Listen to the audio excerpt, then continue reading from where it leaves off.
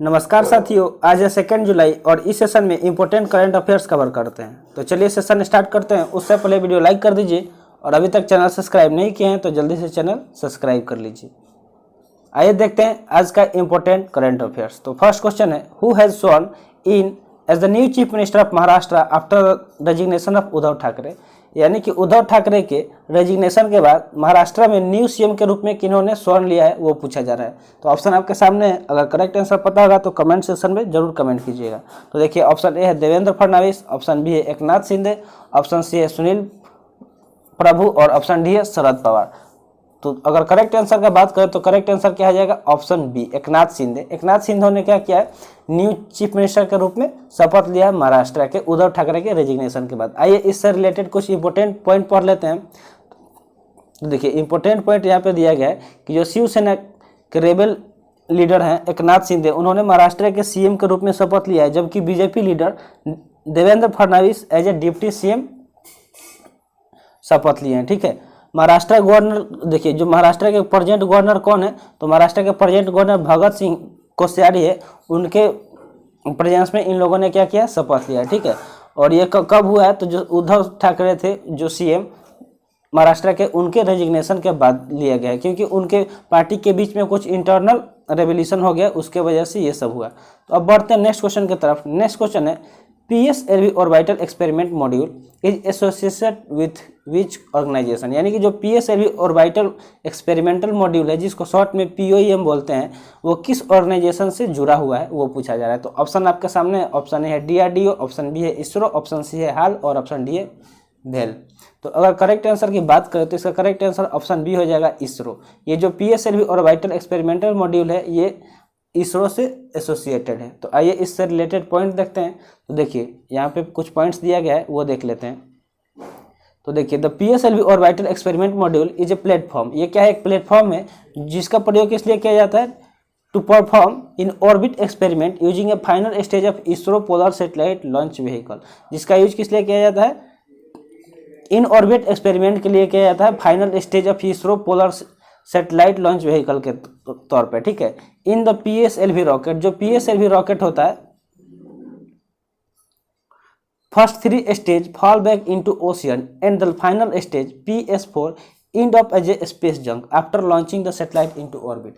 जब सैटेलाइट को ऑर्बिट में लॉन्च किया जाता है तो उसके 4 स्टेज होते हैं। ठीक है, पहला जो 3 स्टेज होता है वो ओशियन में गिर जाता है, और जो लास्ट स्टेज होता है जिसको PS4 बोलते हैं वो क्या हो जाता है, एज ए स्पेस जंक हो जाता है। ठीक है, वो स्पेस जंक बन के स्पेस में रह जाता है। ठीक है, नेक्स्ट पॉइंट है, POEM has a navigation guidance and control system for attitude stabilisation. जो POEM है यानी कि PSLV ऑर्बिटल एक्सपेरिमेंटल मॉड्यूल, उसके पास navigation guidance and control system है एटीट्यूड स्टेबलाइजेशन के लिए।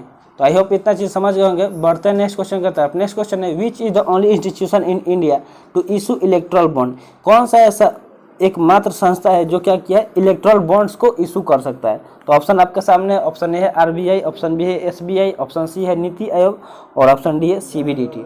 तो करेक्ट आंसर का बात करें तो 20 का करेक्ट आंसर हो जाएगा। कौन कर सकता है, तो SBI ही केवल एक ऐसा इंस्टीट्यूशन है जो इलेक्ट्रल बॉन्ड को इशू कर सकता है। देखिए इससे रिलेटेड कुछ यहाँ पे पॉइंट दिया गया है।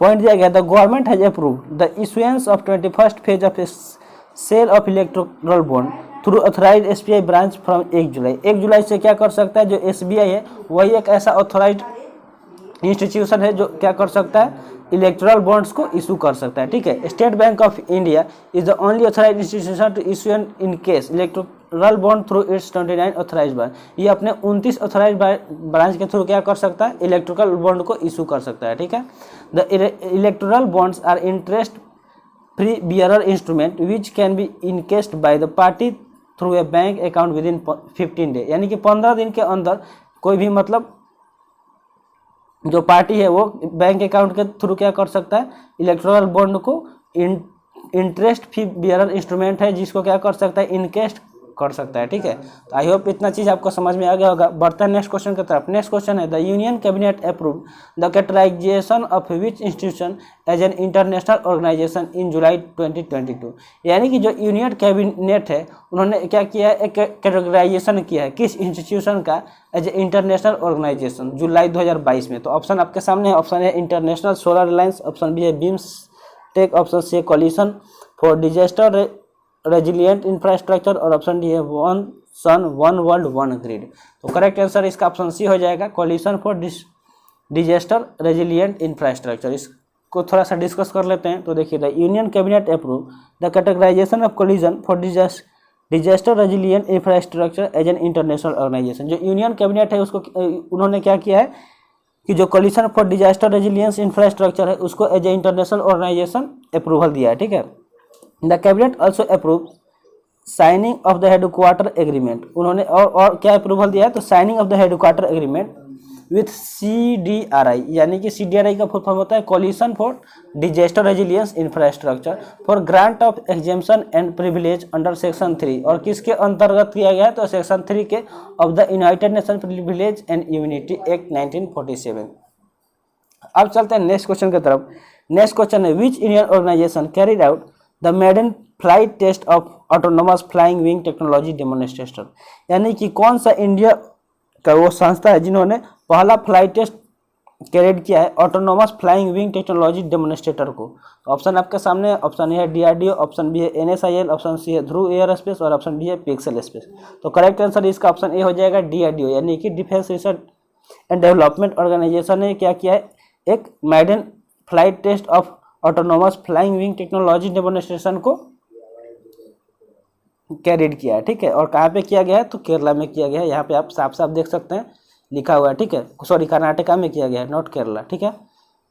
The test carried out of from the aeronautical test range in Chitradurga Karnataka is being seen as a important milestone to our developing unmanned aircraft technology in India. तो आई होप इतना चीज़ आप सीख गए होंगे इस वीडियो के थ्रू। तो आज का वीडियो यहीं पे समाप्त हुआ, मिलते हैं फिर अगले वीडियो में। जय हिंद।